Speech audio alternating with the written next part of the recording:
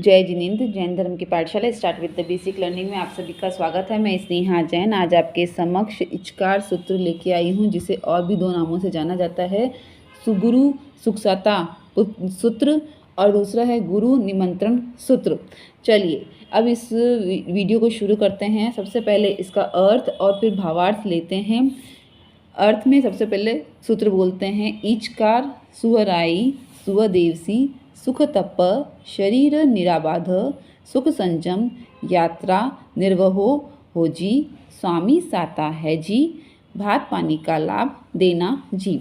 अब अक्षरों में आते हैं तो ईचकार का मतलब हो गया, हे गुरु भगवान, आपकी इच्छा से मैं पूछना चाहती हूँ कि सुहराई गत रात्रि सुखपूर्वक व्यतीत हुई, सुहदेवसी गत दिवस सुखपूर्वक व्यतीत हुआ, सुख तप जो तपस्या आप कर रहे हैं उसमें सुख साता है, शरीर निराबाध शरीर में कोई पीड़ा तो नहीं है, सुख संजम आपके चरित्र का पालन करते समय कोई भी तरह की कोई भी तरह का दुख तो आपको नहीं हो रहा है, सब सुख साता है, और यात्रा निर्वहो हो जी मतलब यात्रा करने में सुख साता है, स्वामी आप भात पानी का लाभ देना।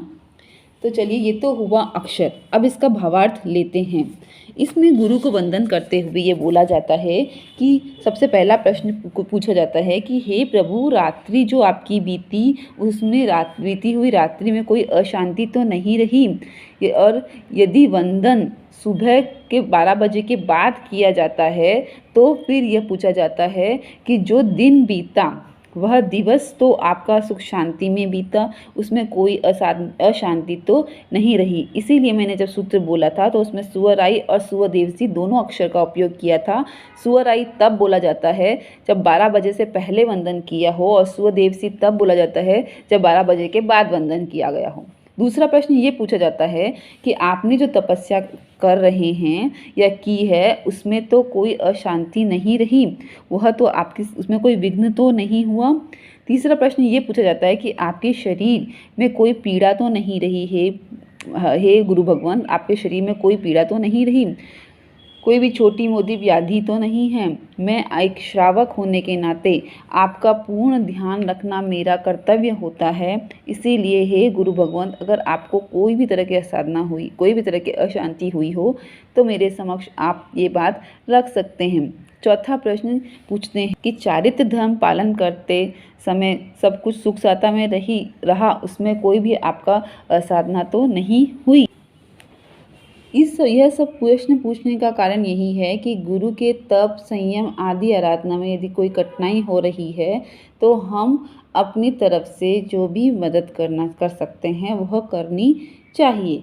उसके बाद ये 4 प्रश्न पूछने के बाद गुरु को आहार पाने के लिए निमंत्रण दिया जाता है, गोचरी के लिए निमंत्रण दिया जाता है, इसीलिए इसे गुरु निमंत्रण सूत्र भी कहा जाता है।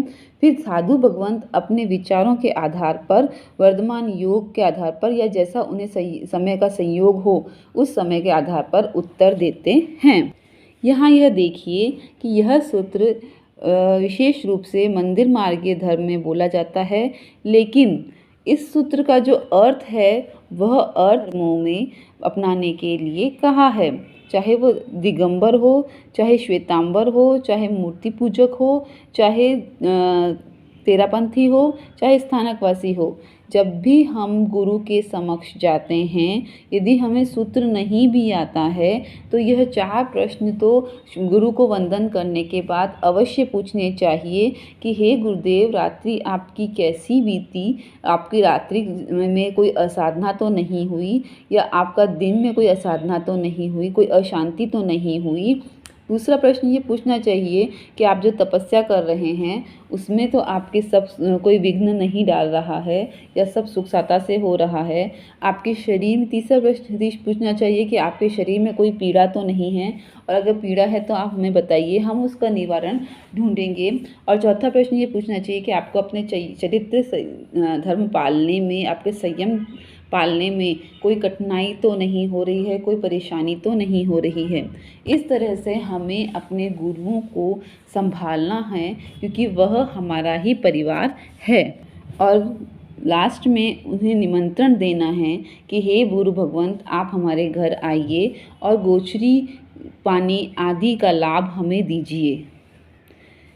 धन्यवाद। वीडियो पूर्ण हुआ और मुझे आशा है कि आपको ये वीडियो ज़रूर पसंद आया होगा।